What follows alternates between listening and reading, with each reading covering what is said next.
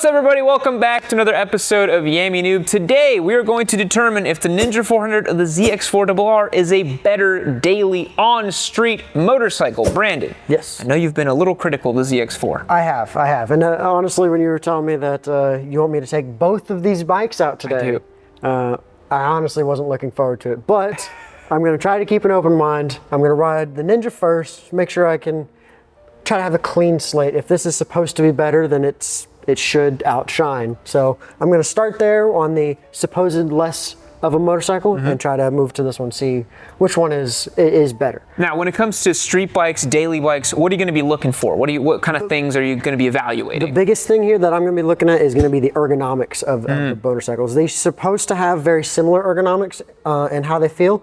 And I also want to test like weight difference. I want to see how they are next to cars, 18-wheelers, if you're getting blown around, if there's anything that could possibly unsettle these bikes that would affect it in your day-to-day life. I like that. That's what I'm looking for. The power delivery too, I think, right? Like this has more immediate accessible torque, but obviously this is super fun. Yeah, trying to get around traffic, try to get a little bit of twisties. I know there's pretty good amount of traffic today, but we can try to work around it, see what we can do. And really just try to test these out. I want to hit some twisties and see what they both have to offer. Cool. Yeah. Well, we're going to send you out on both motorcycles. Before we do, folks, remember these are both giveaway bikes. The Ninja 400 is our newest beginner bike giveaway. Head over to yaminoob.co. Every dollar you spend is an entry to win. The ZX4 is as well. We also have an H2 and an R6 up for grabs too, so don't miss that. Now, Brandon, with all that being said, let's get you geared up, get you out on the road. Let's go. All right, guys, well, I'm on my little mission here. First thoughts really are, I mean, this bike is pretty good as a daily. I haven't been on it too long, so this may evolve as we go along. But first impressions is, I do love the ergonomics of this bike. It's very comfortable. I can move around, really. There's no strain on my back or arms or hands or anything like that. It's a really comfortable position. You're inside the bike, just kind of relaxing. The other thing I noticed is that it's very nimble. You feel a part of the bike, especially when you're sitting in this sort of position. You feel really a part of it and in command, if you will. That is a big plus. I do like that. It inspires a lot of confidence, makes you feel good, makes you feel like you're doing the right things. As I adjust my mirror here, you know, I'm not using, as I always say in my other videos, I'm not using a lot of brain power for this. It comes pretty easily as I, you know, adjust my mirrors. You know, things aren't going horribly. It's just we're relaxing. We're going on the street, doing a little daily. I'm gonna try to find a little twisty road here for you guys and see what this thing has to offer for the fun factor, if you will. All of us got a little bit of squids in our hearts, so let's see how good it is at a squid machine. Well, I stopped the GoPro, but I found one pretty much immediately. As far as I remember, Barton Creek Road here was actually a bit of a twisty one, so I'm gonna slow down here, make sure no cars are in front of me, give them a little bit of a gap, if you will. Try to test out the squiddiness of this machine. Let's see, have a little bit of fun here. But again, first impressions, just as these first couple of corners are coming at us, it's very nimble, controllable. It feels really good. But I love the way it just comes out of package. The way the ergonomics of the handlebars and the levers, the foot peg shifters, all of that stuff. It's in the right position. It feels good. It lets you be, as I say a bunch of times already, in control of the bike. It's very inviting, allows you to try different things, and it takes a punishment. It really does. Try to get a little speed here through this corner.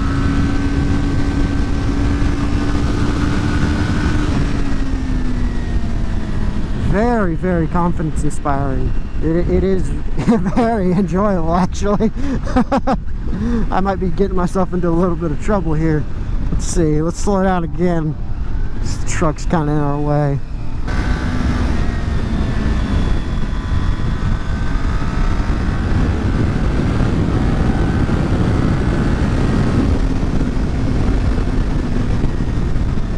Very inviting. I really do enjoy this bike in the twisties. I wish I could show you guys a bit more speed with this thing, but obviously traffic is always a trouble. But this thing is really cool. I mean, as you can tell, going through the corner, you know, one-handed, you know, probably what you shouldn't do. But that just speaks to the confidence that this bike has and the comfortability that it gives me. Like, this bike is very, very comfortable to sit in. I'm not straining my legs, or right at 90 degrees here, sitting inside the bike, nice and comfortable. Very, very inviting. And I believe I've already done about 60 miles on this bike here, and it's fuel efficient. I feel like I need to do, because we know gas prices nowadays are through the roof. So dailying a machine like this, especially at the gas mileage that it could possibly get, I don't know the exact math obviously, but we only have one little bar missing from our full tank, and that just tells me it can go so long on a tank of gas that it's nice to have. I think this has just over a 3-gallon tank, maybe 3.5-gallon tank. So that's a lot of miles to get out of a bike, that especially if you're in a position like myself, you pretty much can only have a car or a bike. This is a great option to have. Let me ask you a question, folks. Between these two helmets, what do you think the biggest difference is? Do you think that it's the dreadlocks? Do you think that it's the lack of a chin bar where the helmet is? No, the biggest difference is the fact that this is using some unga bunga epoxy GoPro mount right here, which is ridiculous. And this is using a Patrician chin mounts setup. Chin Mounts is a new sponsor for Yami Noob, and we are super excited to be working with them because they make over 300 different helmet-specific GoPro and action camera accessories. And it's gonna make it really easy for you to put an action camera or GoPro on your helmet and record your rides just like Papa Yam does. Right now, fans of the Yam can head over to chinmounts.com/Yami, get yourself 10% off your entire order. They ship for free to Canada and the US as well, which is awesome. So if you want to check out Chin Mounts, hit them down in the description down below. And by the way, they've got this cool thing where you can actually put the camera to a vertical setting, so you can create all kinds of crazy TikToks and Instagram reels and share with all of your buddies your ridiculous 186-mile-per-hour pulls on your R6. Don't be an unga bunga predator helmet wearing squid. Be a Patrician Chad. Get yourself Chin Mounts and check them out in the description down below. Alright guys, as I try to get closer back to the shop here, we're obviously on the highway now, trying to get a little bit of highway miles on this thing. And my first reaction, I mean, it is similar to what I felt earlier. This bike feels great in what it does. I am getting a bit of buffering, I noticed though. I feel like that's just because of the weight of the bike and obviously all the cars around me. But it's not horrible. It handles it really well as this 18-wheeler comes over. And I mean, I'm not uncomfortable. I'm not, you know, clenching myself trying to hang on here doing 70 currently. Keeping up with all the cars around me very easily. I'm sure that's not a shock to any of you guys that a 400 can do these speeds, highway speeds.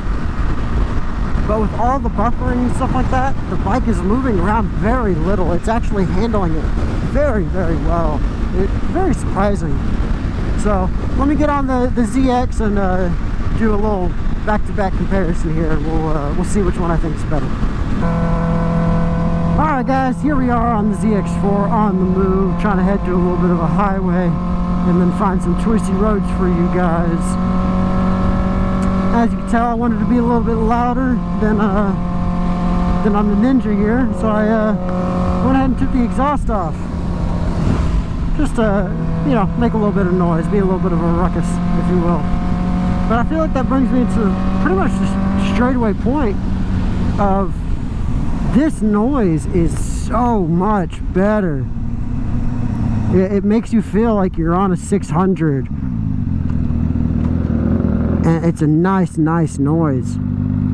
And my immediate first thinking here of the combination of that noise and this ergonomics is phenomenal. It really does both give you the exhilaration factor that a lot of people are looking for,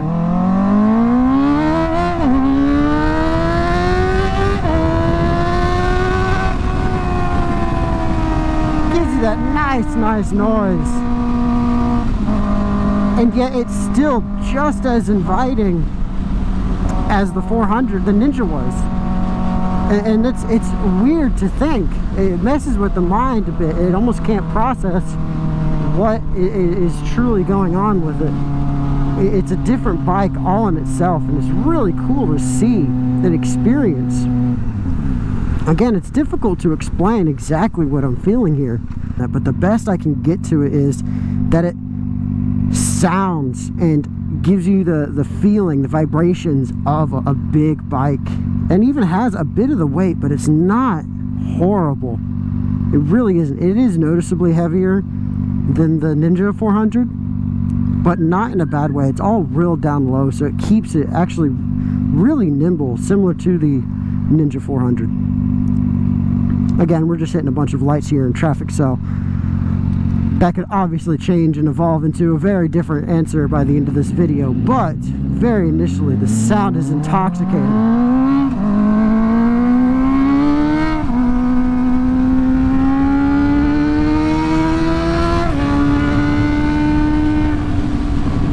Very intoxicating.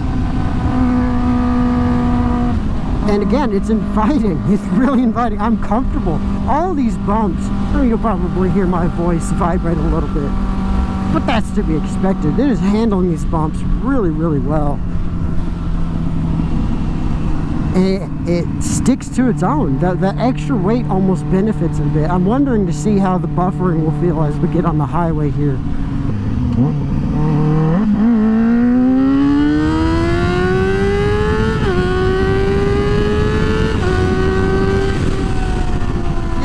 Noise is awesome. I know I ruined the twisties a little bit. I had a nice gap, but I had to. Nice straight bit. That noise is very intoxicating. Oh, this feels pretty planted, but you can definitely tell it's messing with some extra weight.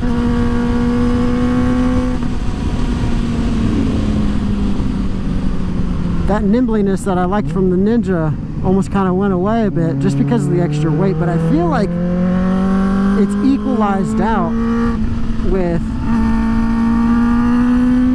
how stable it is. It does feel very stable and very predictable right now.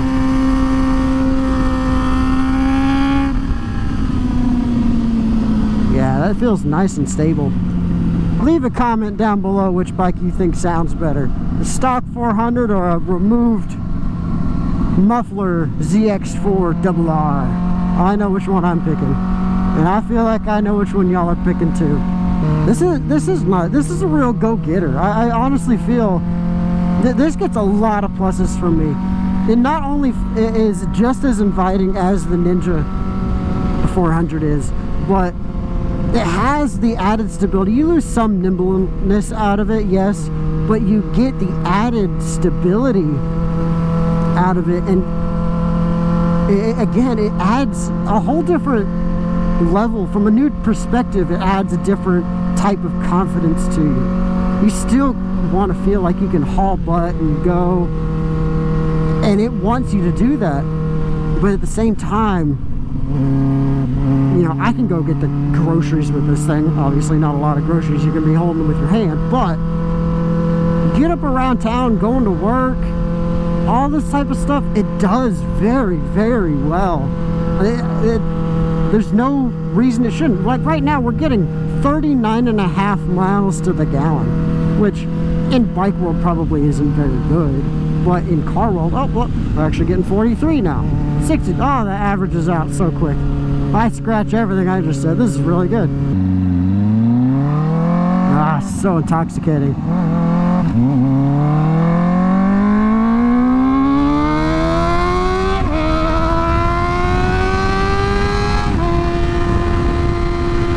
Feels great.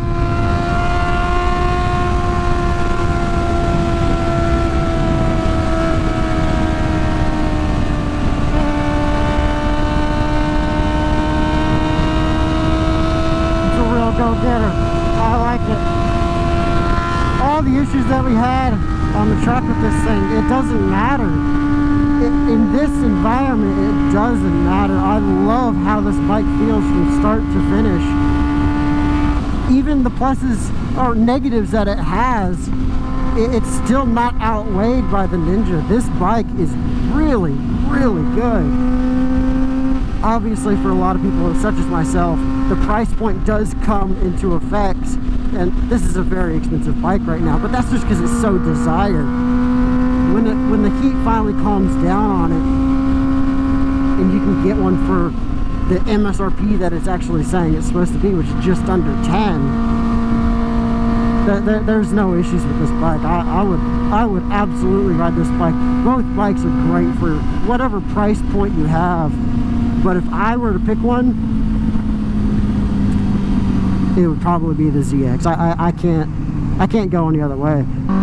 This bike is very, very stable, and I have to give it props. I really, really do.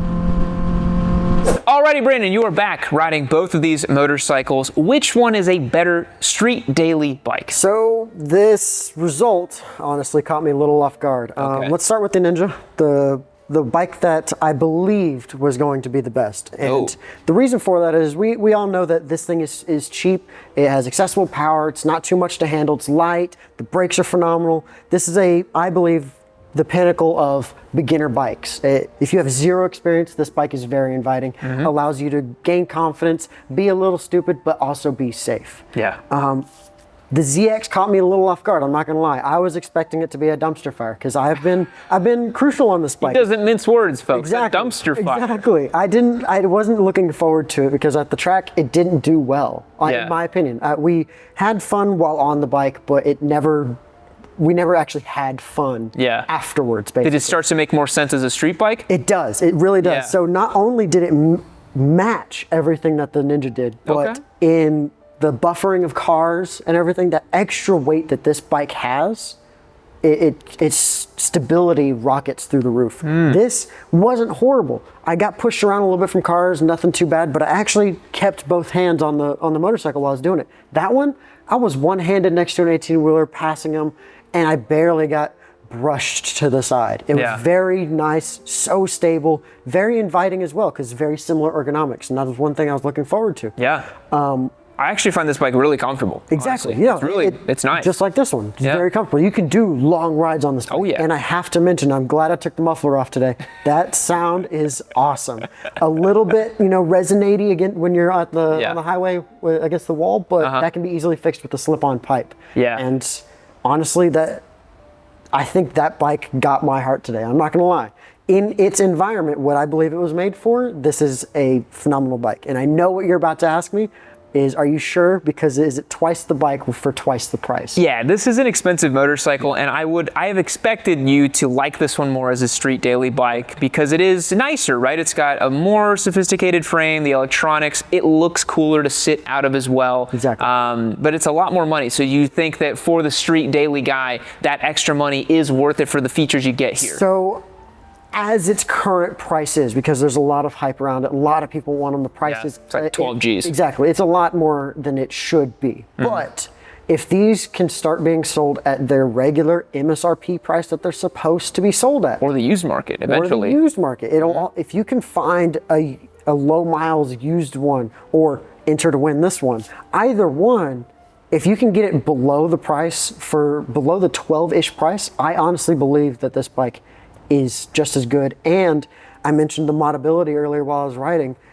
As soon as these have been out for a few years, the modability is going to be the exact same as this 400, the Ninja, and there's no telling where that bike could go. It has such a ceiling that hasn't been set yet. The Ninja's ceiling has been set. Granted, it's a very high ceiling from where it starts. Yeah. I believe that one's going to have a very similar high ceiling, and it starts just a bit higher as well. Yeah, well, good findings, Brandon. I appreciate you taking both of the bikes out. It turns out that the ZX4-RR actually makes a pretty sweet street daily motorcycle, which kind of expected. It's got comfortable ergonomics, good amount of features, nice, really usable amount of power on this bike, which is fun, and you get to just zing it all the way out. It is a very fun street sport bike, and you can totally daily it and use it for those reasons. But remember, folks, both of these bikes, giveaway bikes, as Brandon mentioned, so hit that link down below to YamiNoob.co. Get entered to win both of these machines. Big shout out to Chin Mounts for supporting today's video. We'll catch you in the next one. See you later.